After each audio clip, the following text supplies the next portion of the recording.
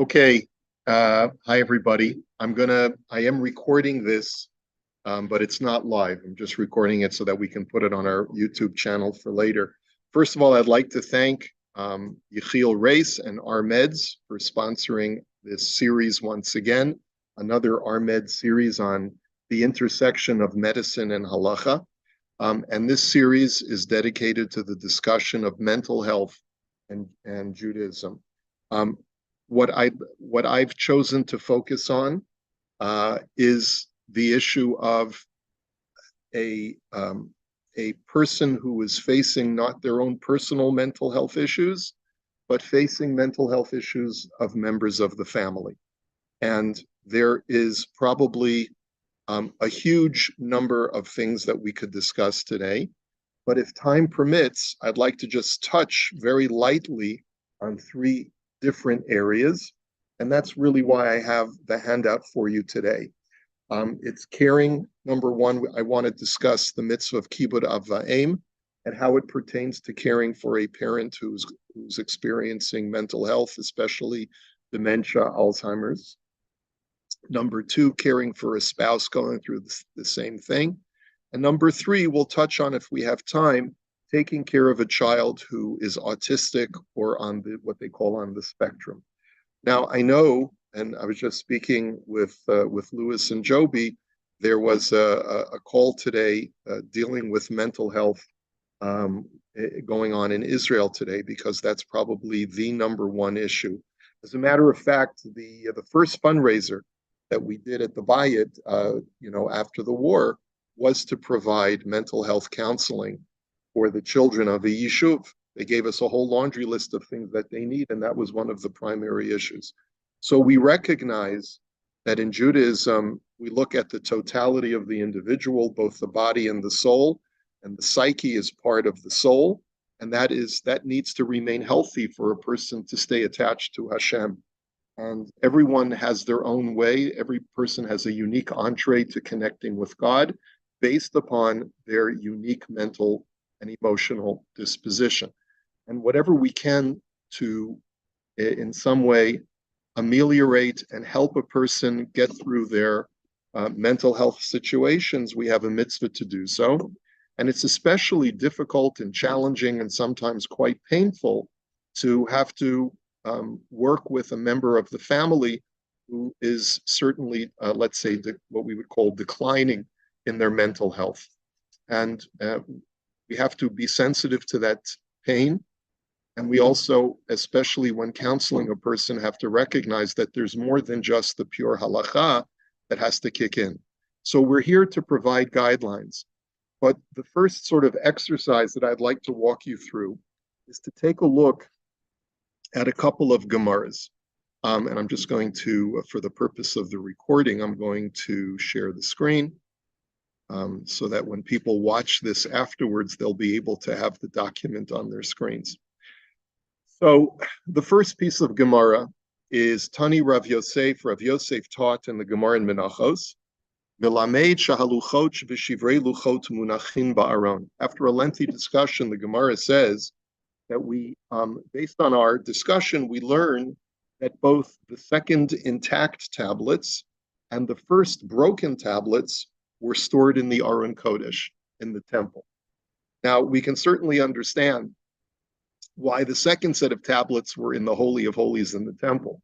But why take a bunch of broken rocks and keep them in the Aron as well? Mikan letalmid chacham sheshachach talmudo machmat onso. From here we learn that if a Torah scholar forgets his studies because of situations that are beyond his control, she'ein nohagin bo minhag bizayon. We don't discard that individual. We don't treat that person in a deprecating way just because they're no longer wise in the way that they used to be.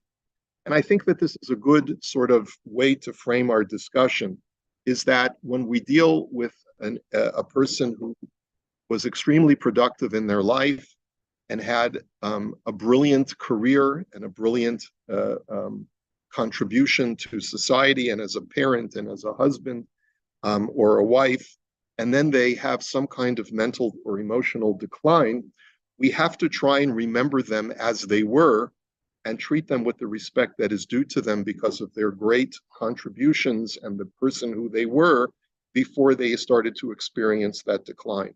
It's very difficult sometimes, especially with a loved one who has the responsibility of caring for someone, because a lot of times it's very, very taxing emotionally on the family members. But if we can try to remember what that person was, and that's really the message of this imagery of the broken luchot. The broken luchot, the first set of tablets, was really the optimal scenario. And even though they're broken now, we have to remember what they represented and what they were when they were intact, and therefore show them proper respect. Okay?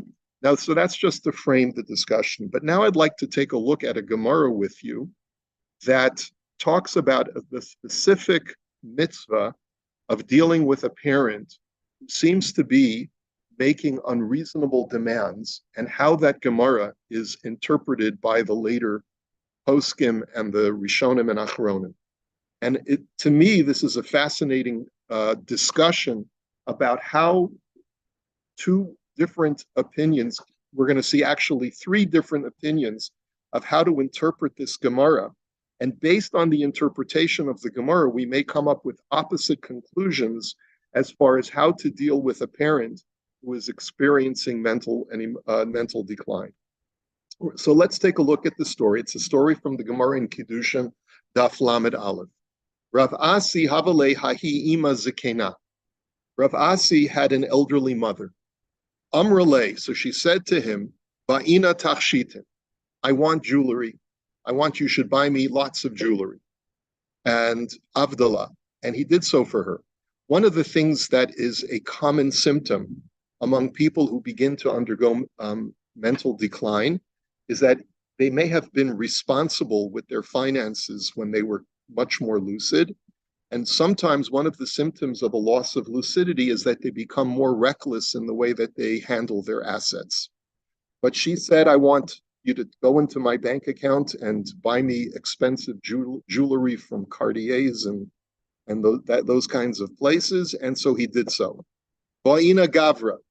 Then his mother said to him, I want to get married. And so Rav Asi said, okay, Mom, na'ayin lach. We'll try and find a shidduch for you, Mom. I understand you're lonely. We'll try and find someone for you. Ba'ina Gavra de Shapir Kavatach. But then, after cheppering him, she said, it's not just enough. I don't want just any man. I want a man who's as handsome as you are. And that's what she says to her son. So already there's something unhealthy that Rav Asi is detecting in his mother's, not just request, but her demand. And therefore, Shavka va'azal la'aradi Yisrael. He therefore left town. Now, Rav Asi was living in Babylonia. He left his mother alone, and he fled to the Eretz Yisrael, because he basically said, his attitude was, I can't handle this anymore. And so the question is, the missing part of this story is, what happened to his mother? Well, the story goes in the Gemara, Shama deka azla abatre. He gets word that his mother is traveling to Eretz Yisrael to come to see him. So sometimes you can't run away from family. Ata lekame de Reb Yochanan. So he comes to Reb Yochanan, who's the leading rabbi in Eretz Yisrael. Amar le mahu latzeit me'aretz l'chutz la'aretz. Rebbe, do I have permission to leave Eretz Yisrael?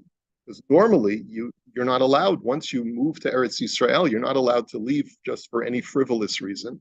There has to be a substantive reason that you can leave now Israel. Am I allowed to leave Eretz Yisrael? Amar le asur. And he said to him, no, you're not allowed to. Likrat ima mahu. But what if I want to go to greet my mother? I hear my mother's coming. I want to go and greet her, and maybe I can convince her that I can escort her back to her home. So Amar le eini yodeya. And he says, I don't know. Well, anyway, as the story goes, we're not going to finish the end of this to the end of the story. We'll skip a couple of lines, but the bottom line is that he came back and asked Rabbi Yochanan again, and Rabbi Yochanan gave him a bracha, so that he took that as he interpreted that to mean that he was permitted to leave. But as he was about to leave, Shama la'arona de ka'ate. He heard that his mother's casket was coming, and apparently she passed away on the journey to Eretz Yisrael. Omar iyadi lo nafki. He said, had I known, I never would have departed in the first place.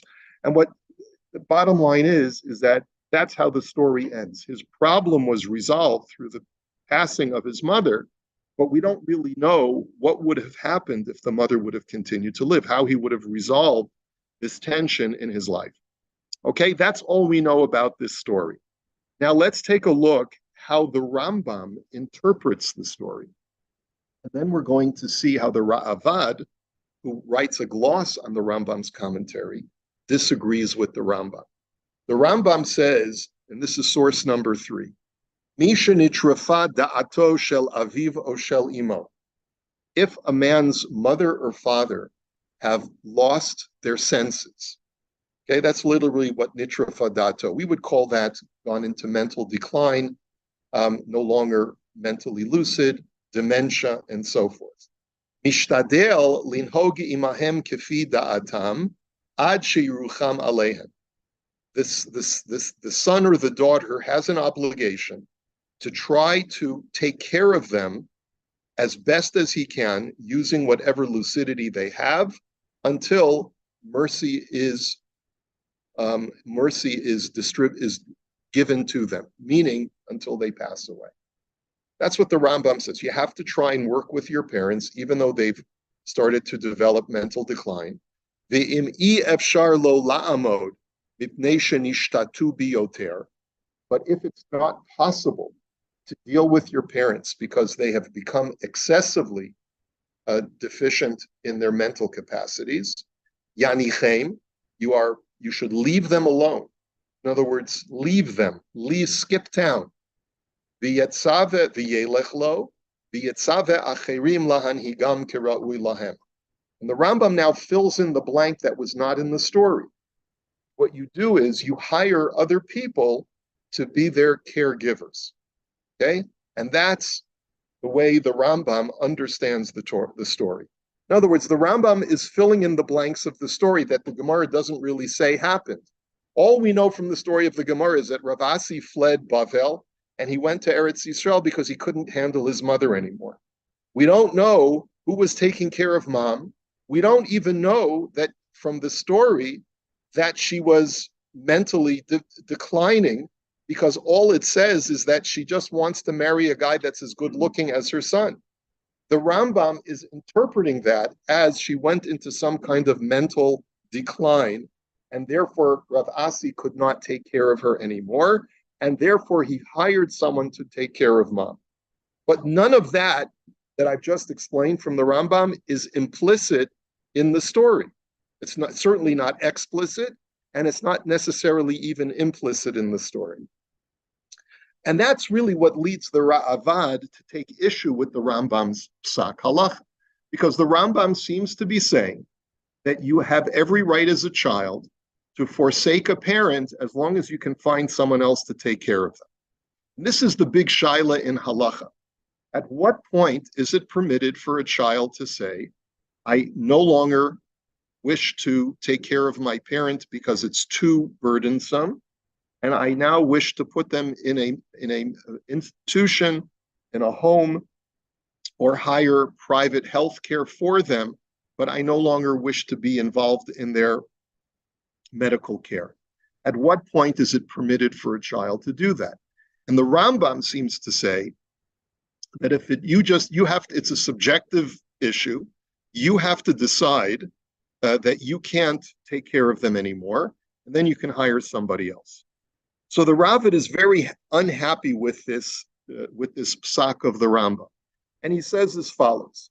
He says, Amar Avraham, Ein ze hora'a nechona. He says this ruling of the Rambam is not correct, because imhu yelech v'yaniach lo lemi yitzaveh l'shamro. Because if you're going to forsake the parent, who can you get to take care of them? Who can you get to take care of them? Now, what's implicit in this question is, and this is the way the Drisha understands the objection of the Raavad, is What right do you have to ask somebody else to take care of a parent? Who better to take care of a person who's in mental decline than the child? Who's going to do a better job of taking care of the parent than the child himself or herself? If you hire someone, they have no emotional attachment, they have no sense of gratitude to that person. They're just hired to act professionally with that individual, but they are not going to go necessarily the extra mile to care for that person. Who's going to go the extra mile? A child for a parent. And for that reason, the Drisha defends the Rambam, the Ravid's objection to the Rambam, and he says we don't paskin like this Rambam. We paskin like the Ravid, that a child, provided that someone, like he says like this: if nobody can take care of this person because they simply are not controllable, then and no one's capable of caring for that individual, so then perhaps you have a right to abandon that person, because no one can. They're violent and no one can control them. But if someone else can be a caregiver, then the child has the first priority of being that caregiver. Okay. Now there are others, however, like the Shulchan Aruch, who do pass like the Rambam, and the question is why. So the Radbaz explains his interpretation of why the Rambam is correct is because he sees in that story that the source of a lot of the mental health abnormality was due to the fact that her son was in the picture. If Rav Asi had not been in the picture, perhaps she would have been better adjusted. She would have been better regulated. It was the fact that her son was in her life and she had this emotional connection to her son, who reminded her perhaps of her husband, because maybe he looked like her husband when he was younger.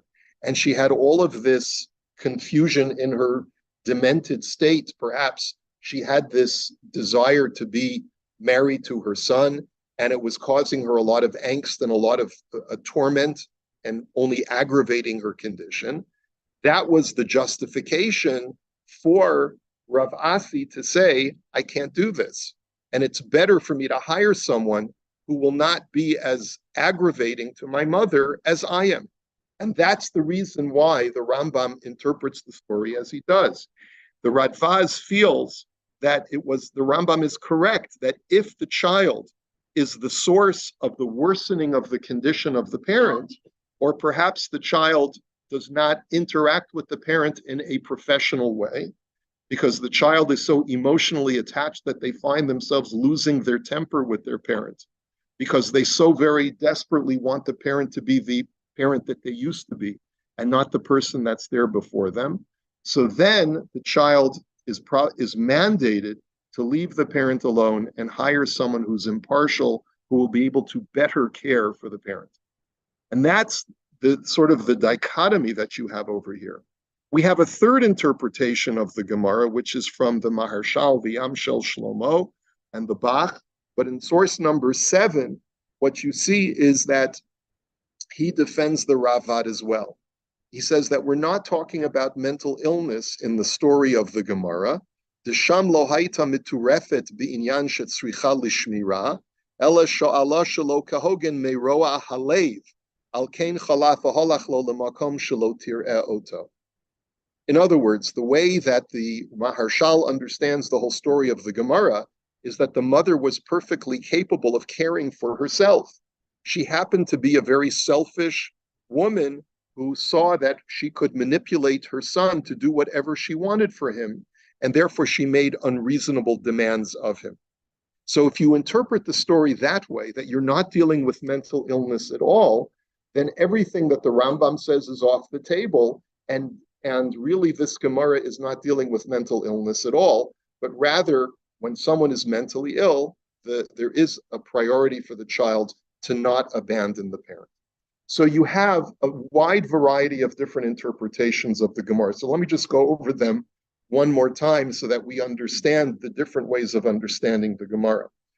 In one interpretation, which is the interpretation of the Drisha, a child does not have a right to forsake a parent if they can provide equally adequate care as a facility can. In that situation, a child must make sacrifices, even to their parnasa, in order to take care of a parent. That's the interpretation of the drisha of that story in the Gemara. According to the Rambam and his commentaries, according to that interpretation, there are times when a child will not be able to provide the same level of care, or the child's presence is going to provide subpar care because of the emotional connection and the history between the child and the parent, and therefore the parent would be better off being cared for by someone else when they go into cognitive decline. Then you have a third interpretation of the Gemara, which says that this story has nothing to do with mental decline, but rather with a selfish mother who was exploiting her child. And in that situation, a child is perfectly justified to leave town so that he doesn't have this constant conflict of having to forsake the mitzvah of kibbud av va'em. But it is interesting that according to this third interpretation, there are times when we deal with difficult family dynamics where a parent makes unreasonable demands of a child. What's the solution? The child should move. And actually, this is sometimes the best solution in a situation where there's a toxic relationship between family members, especially between a parent and a child. Child actually needs to move in order to be able to escape the dominant sort of control that the parent wishes to exercise over the child. Okay, so this is codified in Jewish law like the Rambam. The Rambam understands that this is a story about mental decline, and therefore a person does have a right to abandon their parent as long as they provide adequate care for them. And this leads us to the question in halacha, when may I put my parent in a nursing or convalescent home instead of taking care of them myself? And what you see from this discussion that we've just had up until now is that a lot of it will depend on the quality of care. If I can provide as good, if not better care to my parents than they would receive if they're in a nursing home, then it would seem that, at least according to some opinions, the child would not have permission to put the parent in a home. But if the child perceives that the parent will receive better care, either because of the history between the parent and the child, or because the nursing home is better equipped to take care of the physical needs and the medical needs of their parents, so then it would probably be best to put them in a nursing home. And this is what leads Rav Zilberstein, who's a contemporary posek. He's quite elderly right now, but he is still quite active. And he writes a tshuva, Kishaha'av, in source number 9. Kishaha'av nishtateh v'rotzeh shebeno yitapel bo. A father develops dementia, but he demands that his son take care of him. V'haben rotzeh lahachniso leveit avot. And the son wants to put his father into a nursing home. So what is the halacha? What are the rights of the son to exercise that option? So the tshuva, so he elaborates on the shaila, where the father is entering into senility. He constantly is forgetting things. It's very difficult for the son to deal with the father. And he wants to know that despite his father's demands that he live with the son, can he put the son in a home? So the tshuva that Rav Zilberstein writes, it's on the beginning of page 2. He starts by quoting the Rambam, that a child has every right to leave a parent and hire someone else to take care of them. He then quotes the Ravad, who says that this is not correct. What right does a child have to forsake a parent? And he says, after quoting this, Nir'eh milashon harambam shebechol mikre ein rashai haben lahashir et aviv v'imo lelo kol hashkacha. Certainly what we learn from the Rambam is that you can't just say, I'm leaving town, and just leave the parents to their own devices. That for sure you're not allowed to do. Ela yidag shemishu yishaer imahem. But you at least have to make sure that someone is going to be the primary caregiver of a parent. Omnam al kol panim im ha'avo ha'em nishtatu biyoter Matir harambam leilech mehem. He says, if the parent is in such cognitive decline that it's difficult for the child to care for the parent, the Rambam does give you a heter to let someone else be their caregiver. Aval bishar machalot min hastam yodeh harambam l'raivit al yazvein. But for other kinds of illness, let's say a parent is not in cognitive decline. Let's say a parent is in physical decline and they need someone because they're not as mobile as they used to be. They want to move in with the child and they would like to, let's say, pay for whatever expenses, because as we know, the mitzvah of kibbud av va'em does not require the child to spend their own money on a parent. This is a very important principle in the mitzvah of kibbud av va'em. You're not required to spend your own money to honor a parent. You can tell the parent, I am happy to go shopping for you. May I have your credit card? Right? In other words, that's the law of kibbud av va'em. It's limited to doing chores for a parent, but not expending your own money for a parent. But you do have to give your time. So therefore, it seems, says Reb Zilberstein, so if the parent is not having a mental issue, but is rather simply needs help in their mobility and wants to live with the child, then the Rambam would agree to the Ravid that you don't have a right to put the parent in a home just because it'll put a damper on your lifestyle. Okay.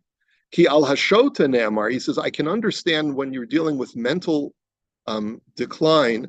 The Gemara says, Ein adam dar im nachash bekefifa echat, but masha'en came bishar machalot. He says, there is a Gemara that says that you can't coerce a person to live with a serpent.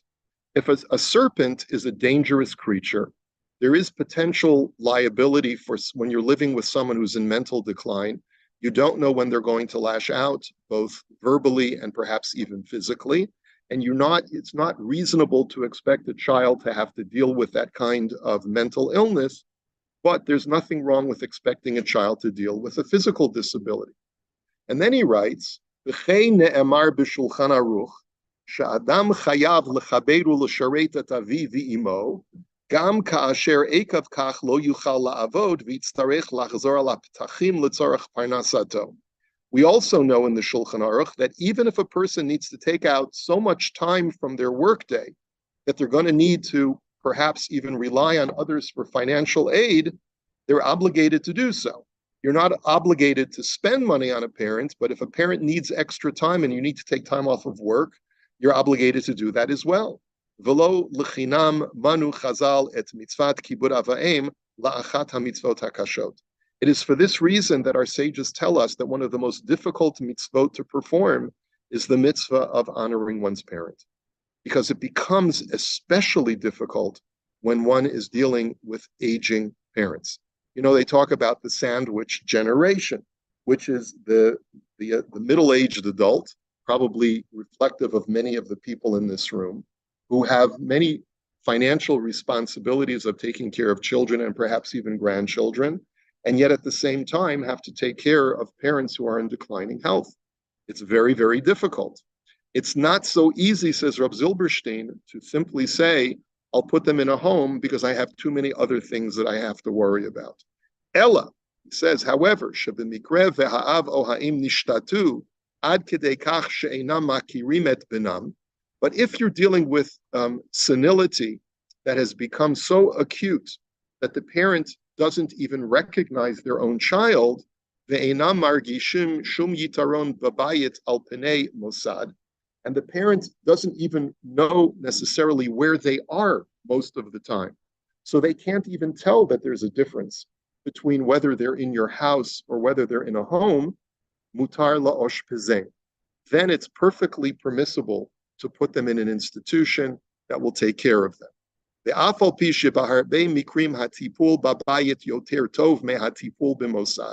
And even though, he says, quite often the care that a parent will get who's in mental decline will be better if they're in a private home than if they're in an institution, ein haben chayav l'tapel bo babayit ka'asher hu mitmotet ve'eno yochol la'amod bekach. We still do not require a child to make ultimate sacrifices and spend their entire day taking care of a parent. It becomes too burdensome. And it's very interesting is that on the one hand, he says that a child is obligated to make sacrifices of their time, but if it involves full-time care, then a child is not obligated to do that. And it's a little bit difficult because he seems to be speaking out of both sides. Okay. And therefore, you have to find a facility that will be able to capably take care of the parent. You can't abandon someone to a facility which is a horror show. You have to make sure that it's a facility that will be responsible, that is insured, that is bonded, and that is guaranteed. Kol zeh kasher nishtatu. So that's all when the parent has lost mental cognition. But if the parent is still mentally acute and they ask to live with the child, you do not have permission to deny them their request, even though it's going to create undue burden on the children or the rest of the family. And he writes, he quotes the Rambam, he says that kibud avva'im mitzvat aseh gedolah. He says the mitzvah of honoring parents is a very big mitzvah. V'chein mora avva'im, shakalotam hakatuv bichvado v'mora'o. And he goes through all of that. The Rambam writes about the great importance of honoring a parent. It's the closest mitzvah to showing honor to Hashem. And he concludes his tshuva by saying that that's the reason why the Torah promises a person long life when they honor their parent properly. Because you're not just doing the mitzvah for them, but you're doing it for yourself as well. And the reason why the Torah had to provide that incentive is because the Torah is quite aware that in many instances, a child could become quite resentful of having to care for a parent who is not completely mentally lost, but just is a bit of a nuisance in having them in the house. Okay? So far, that's the tshuva from Rav Zilberstein, and we really don't have clear-cut parameters. But what we do see is that a person has to really think long and hard before they make the decision that I'm not going to take my parent into the house. If a person feels that it's physically not feasible for me, either it's impossible for me or very, very difficult to the point where I'm not going to have a life, then you can justify putting a parent in a home. But you have to be honest with that decision and make sure that that, in fact, is the case. Okay? And a lot of it also has to do with consultation with the spouse. Many times, and that's not something that Rav Zilberstein writes about, but many times the taking in of a parent of one of the spouses will create undue hardship on the other spouse to the point where I may be able to tolerate it, but my wife can't, or my wife might be able to tolerate it, but I can't. And that has to be part of the calculus as well. Laser.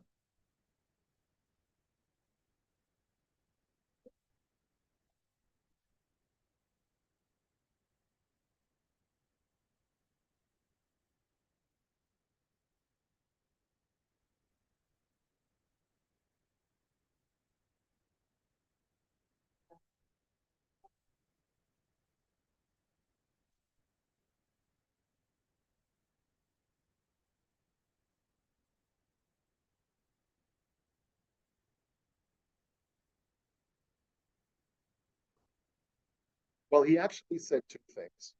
He said it as a given if the parent has no recognition at all of where they are and of the family members, then absolutely you have every right to put them in a home.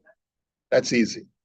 If a parent is placing a burden on the family, on the one hand, he said that a child has to make sacrifices on their time to care for a parent. But if the child realizes that they can't endure it, then you do have a right to rely on the Rambam and hire someone or put them in a facility. He said that also. He did say that as well. He says, Kasher hu mitmotet ve'eno yochol lamod bekach. Right? He says, if you can't endure it, then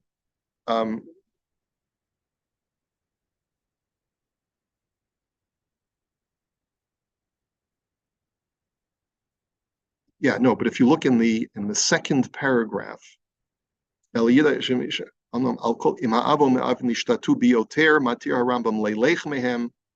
The Rambam will permit you to forsake them.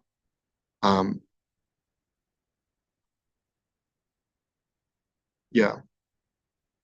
He says, Ein adam dar im nachash b'kefifa achas. You're not obligated to live with a serpent. So if your life is completely geschmettered, right? In other words, to the point where you have no life, I can't work anymore. I can't have any family life. I have no ability to function other than just caring for my parent. Then I'm not obligated to do that either. And that's going to be when the parent is still able to recognize the parent, but they make very unreasonable demands on the child's time. Yes.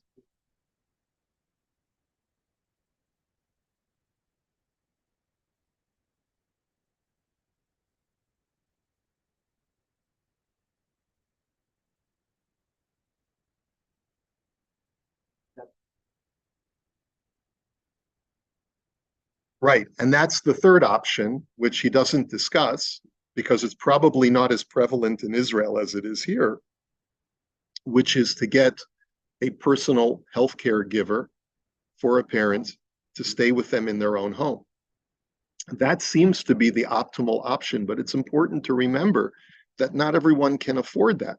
Remember, I don't have to pay for that. If my parent wants a private healthcare provider, it has to come from the parent's income.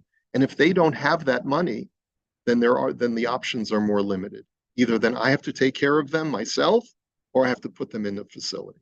But you're right.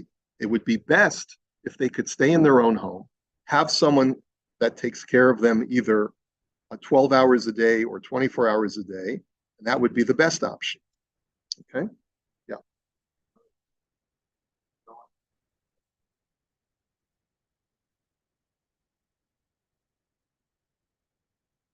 Parents have a physical need which child should not be taken care of. Child, I don't, I should say should, but the parent needs to be bathed with that nature. Yeah. No, Those are, yeah, it's a very good point. There is a halacha in Shulchan Aruch that a child is not supposed to see their parent naked.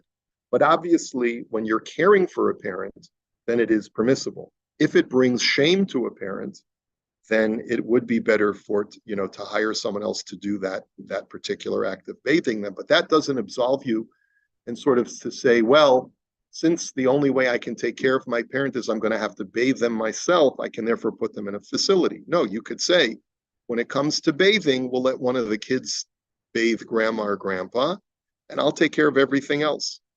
You know, that would also be a way of solving that. Okay.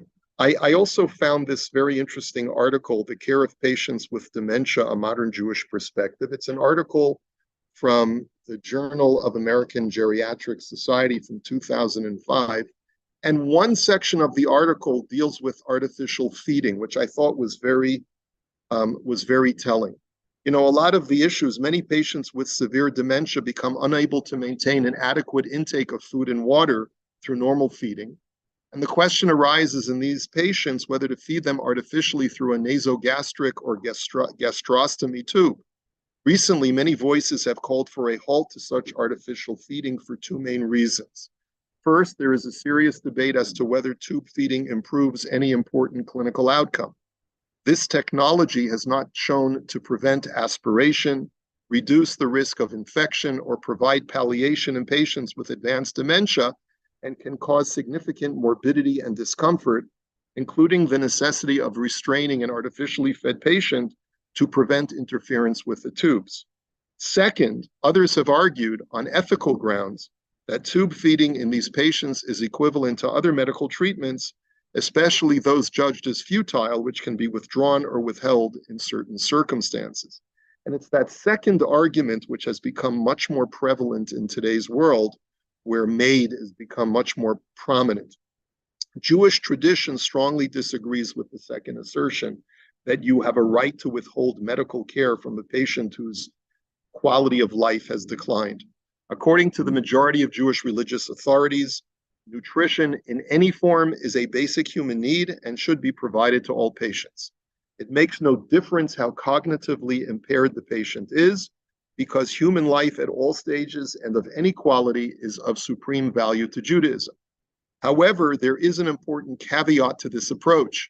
The nutrition must be beneficial to the patient. As discussed above, Jewish tradition relies heavily on the most up-to-date and rigorous scientific evidence when making its ethical judgments. In light of this, the question of artificially feeding a patient with severe dementia is no longer primarily an ethical one, but has become primarily a medical judgment. If the feeding can be shown to prolong the life of the patient or decrease discomfort, Jewish tradition would support it. But if there is no evidence that it is beneficial and in fact might be harmful, there would be no reason to artificially feed a dying patient. From a Jewish perspective, there's another important point to be made. Some authorities have argued that for these patients, the most appropriate way for them to be fed is by slow and careful hand feeding. And that the reason this is not done more often is because of the time and cost involved. And here's a very, very serious distinction to be drawn between taking care of a parent at home versus taking care of a parent by placing them in a facility. According to Jewish law, this is an unacceptable excuse. It may take longer for me to feed a parent by hand and allowing them to swallow. It may be more convenient for me to attach a gastric tube so that they get fed automatically and I don't have to spend an hour feeding them dinner, okay? As discussed previously, a child has an obligation to honor his parents. An integral component of this is the responsibility to make sure they are properly fed. If the parent is in a nursing home receiving inadequate nutrition, it is the responsibility of the child and not only of the nursing home to rectify the situation. Ideally, the children should do the feeding personally, but they may also designate a surrogate. However, Jewish law goes even further. It is not enough to just feed your parents. It must be done in a kind and considerate manner. One of the authors has argued previously that the techniques suggested, e.g. the use of finger foods, altering the size and frequency of meals, modifying noise levels to increase the likelihood of successful hand feeding, would fall under the legal rubric of providing nutrition to your parents in a thoughtful and congenial manner. Tube feeding, in all of its artificiality, cannot be considered as such. This is a sort of like a corollary of everything that we've seen up until now. Now, I want to move on because we're very limited in time. I'm only going to briefly talk about the situation of taking care of a spouse who has entered into mental decline. Here, the laws of kibbud av va'em no longer apply. However, especially in the case of where a wife goes into cognitive decline, it is the husband's obligation to provide for his wife financially and make sure that she is taken care of and fed. And so, even though it's not the mitzvah of kibbud av va'em per se, but the husband still has financial obligations to make sure that his wife lives in a certain level of dignity and has a certain standard of living.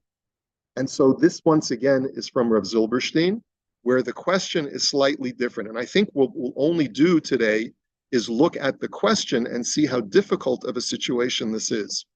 She'ela, Isha Zikena Shechalta be'Alzheimer Rachmana Litzlan. An elderly woman develops Alzheimer's. Vehi mafriya lebala, and now she's starting to disturb her husband. Okay? Remember, only women with Alzheimer's disturb their husbands. Okay? So that's the way that he lays out the responsum. Okay? He shoelet ota she'ela pe'amim rabot. So first of all, she annoys him because she's constantly asking him the same question over and over again. Vehi machlifa ben yom lalayla. She also she switches thinking that night is day and day is night. She sleeps during the day and is up all night, constantly waking up her husband. And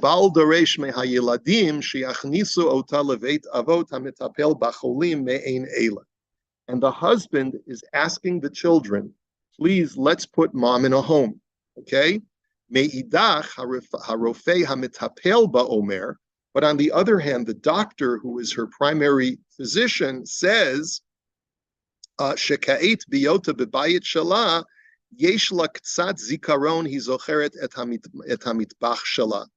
he says, mom will be better off staying at home because she's in her familiar surroundings. And she recognizes certain things, like she knows her kitchen, et ha-salon, et ha-mirpeset.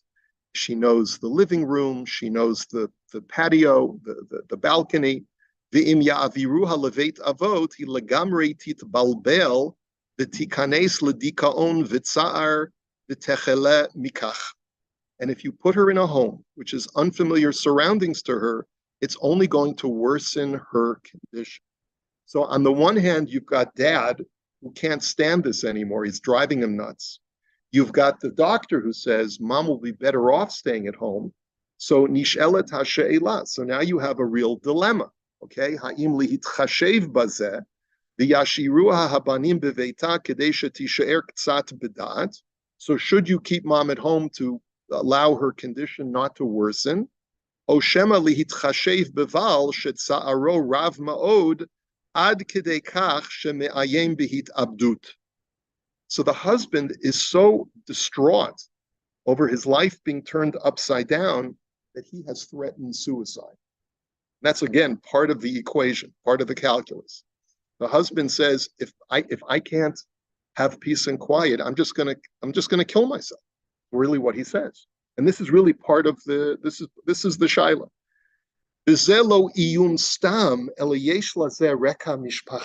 And Rav Zilberstein continues and he says, this is not just an idle threat. There's a family history of suicidality in this man's family. Two of this guy's brothers took their own lives because their wishes were not granted. And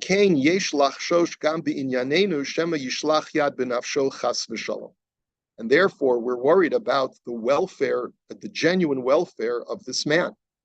It's not just an idle threat. So what should we do? So I want to we're not going to be able to, ultimately, Rav Zilberstein says that the husband's rights are to be hearkened to, but at the same time, what you have to try and do, he says that he asked Rav Elyashiv, and Rav Elyashiv said that the claim of the husband trumps the claim of the wife and her advocates, because he can't live with a serpent.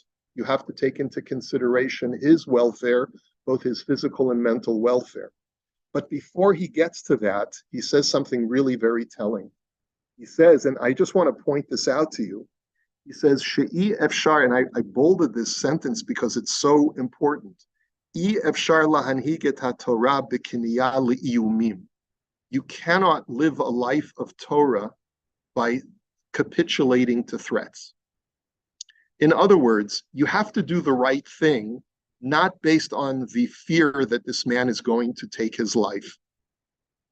You have to do what's right according to halacha, and we're not going to capitulate to a threat that if you don't listen to me, I'm going to take my life. We don't reckon with that. But at the same time, the husband does have a valid claim that he can't live this way, and no one should be expected to live with a serpent, like that quote from the Gemara before. Rav Zilberstein also says that if there's a way to accommodate both, if the apartment is sufficiently large, where it has two wings, and you can put the wife in one wing and the husband in another wing, you should try to do that and try to create a compromise whenever possible. And this way, both of them will get their wishes fulfilled. But when that's not possible, you do have the husband does have a legitimate claim. Yes, Warren. Well, yeah, I mean, right? You know that old joke: why do Jewish men live shorter lives than their wives? Just because they want to. They die before their wives because they want to, right? It's an old joke. But to be very serious about the matter, perhaps divorce is not an option because he has no other place to live. And when a family is on a fixed pension, fixed income, the only other option is to put her into a mental facility, into a senior facility that is government funded. A lot of times this will boil down to finances.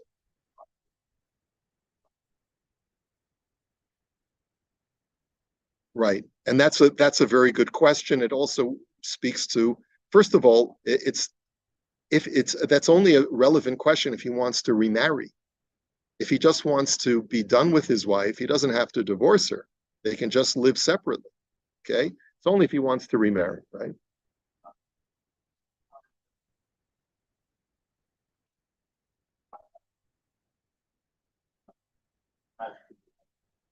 Yes, unfortunately, Rav Zilberstein does not address that situation. Can a woman claim that Eini nizonet ve'eini osa? My husband no longer has to support me, and I will not do the basic chores for my husband. The Gemara does say that a woman has a right to do that, but as long as she's living under the financial beneficence of her husband, she does have a responsibility to care for her husband. A lot of it, again, will depend on the financial independence of each person. Okay. The last thing that I want to see with you, because it is getting late, is caring for a child with mental illness or autism. There is one tshuva that I don't have printed for you, which is how to make a bar mitzvah for an autistic child. And that's a very, very relevant question. It's something that happens all the time. And this is a tshuva that unfortunately I only saw after I had the office print this out, but I have it for future copies. If anyone would like a copy, I'll be happy to send it to you. But and I have it on the screen here for those who are watching the shir online. But it's from the Sefer Sharei Tzion, which is deals with issues of chinuch and medical issues dealing with raising children. So there's a whole siman called Bar Mitzvah Liyelid im Autism. How do you make a bar mitzvah for a child like that? And the bottom line is that there's a lot of sensitivity that has to be given to, number one, the abilities of the child. You have to determine whether or not the child is chayav in mitzvot or not. Does the child have enough cognitive ability to say that he can put on a pair of tefillin, he's capable of making a bracha? In those situations, you have to do whatever you can to give the child an aliyah. But if the child does not have, let's say the child is mute and cannot speak, and the child does not have proper mental cognition to be able to understand even what tefillin is, then the rules as far as making a bar mitzvah will be very different. But in any event, parents have to be sensitive to the fact that a child may want to, in some way, feel that they are part of the Jewish people and just try their best. What is a very relevant question is how do you deal, what are the laws on Shabbos of when are you allowed to violate Shabbos for an autistic child? And this is just one scenario of literally an infinite number of scenarios that will come up when caring for a child who is mentally compromised. But in the Nishmas Avraham, Rabbi Avraham, who wrote this encyclopedic work called Nishmas Avraham on medical ethics, he writes that from a Chilul Shabbos standpoint, Ein kol hevdel ben chole mimachala gufani mechole imachala nafshit. He says a very dramatic statement. When it comes to violating Shabbos, there is no difference between a person who is suffering from a physical ailment to a person who is suffering from a mental ailment. If I'm allowed to violate Shabbos for someone who is physically compromised, I may also do that for someone who's mentally compromised. And therefore, he says, "Umimela hahalacha legabe chilul Shabbat avuro deoraita o derabanan yihiyeh taloi lefi chumrat matzavo v'chashash l'sakanat chayav." Many times, you're only allowed to violate Shabbos rabbinically. In other words, you have to keep Shabbos and cannot do any biblical malacha, but you can violate certain rabbinic laws. Okay, that's when the patient is not dangerously ill, but ill enough that he needs to have proper medical attention. There are other times when the person's life may potentially be in danger, and even if there's a possibility that their life may be in danger, then you have to even violate midioraisa, even the biblical laws of Shabbos. So you have to make that assessment. Al harofei hamumche le'avchen et machalato ulefi haklalim la'el letapel bo b'Shabbat acharei hityatzut im posek. This should be the assessment of the patient, therefore, should be done both with the consultation of the physician and the consultation of a posek. Now, when it comes to violating Shabbos for an autistic child, Sha'al Abba al Beno Hatesha Lokeh Ba'autism Kashet. Father has a question about a 9-year-old child who has a severe case of autism. Midubar b'yeled she'eino midaber klal. This child cannot speak. Eino misachek umitkasher itanu b'nei mishpachto rak legabe ritzonotav habasisim. He does not engage with his family members unless he has basic needs. Lemashal, for example, ka'asher hu mi'inyan le'echol o lishtot o latzet lechatzir uchedome. So, for example, when he wants to eat or drink or go outside to play, u'moshech u'masbir bidarko et ritzono. He pulls at a parent, or he will in some other way demonstrate what he wants. But other than that, he will not engage with the rest of the family. Matzav rucho ole v'yored li'itim hu ninuach ach li'itim hu ma'od atzuv. He says his emotional state varies quite widely. Sometimes he's quite content, but sometimes he's quite depressed. Rogaze, lachutz, or he's upset, or he feels some kind of pressure. And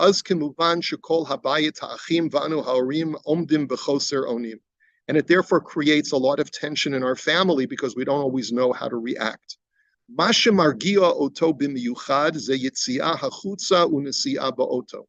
of the things that we discovered will calm our child is if we take him in the car and we give him a ride in the car. This apparently can many times calm an upset autistic child. Pe'amim rabot anu nosim kilometrim bichdei lahargia oto. Kimat kol erev hu nirdam rak b'nisiyah. Most nights, the only way we were able to get him to fall asleep is by giving him a ride in the car. V'lailot rabim kasher hu mitarer ma shemargia oto mibechi v'zam. And sometimes he wakes up in the middle of the night in hysterics, and we have to again take him into the car. And that's the only way we're going to be able to calm him down.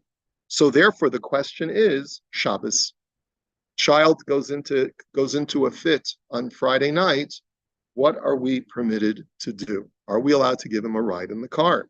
So Anitilo, Rav Avraham says that I told this person, Shekolzman shalom edibur al pikuach nefesh, ein kol heter lechalel Shabbat b'isurei Torah al yedei Yehudi. If this is not an issue where the child's life is in danger, but the child is emotionally distraught and he's creating a lot of emotional turmoil for the rest of the family, you're not allowed to violate Torah law, which is what is involved when you drive a car. Okay, so there's no heter for the parent to get into the car with the child and drive the child around. Ach yihiyeh mutar l'sader merosh im goy sheyaskim lavo lakachet et hayeled yachad ito o im ishto. But you could hire a Gentile, preferably in advance, to be on call to drive the child, and even the parents can go along with the child to help to calm the child down, as long as the parents are not driving the car. Im kach doresh haben l'sibuv berechev b'sha'a tatzorach b'matzavim kifyushu matayer. Okay. And then, because the Gentile is on call, you're allowed to pick up the phone and call him. But he says in the parentheses, making sure that you use a shinoi, that you don't lift up the receiver of the phone. This is, I guess, when they had, home phones. Don't lift up the receiver in the normative fashion. Use, he says, either im shtei yadav, o betelephone lachtzanit yadlikoto im gav ha'etzba, v'chein hamisparim. In other words, push the numbers using the back of your finger instead of the front of your finger. Use a knuckle. Use whatever you can.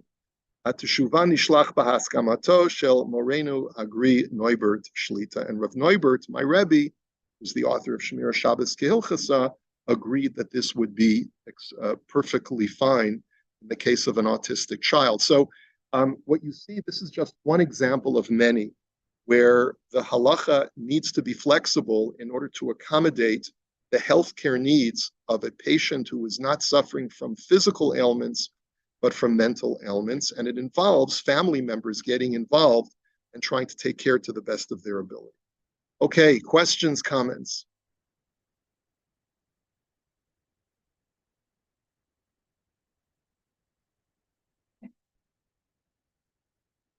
Yeah, it would be the same thing as the car. Yeah, right, yeah.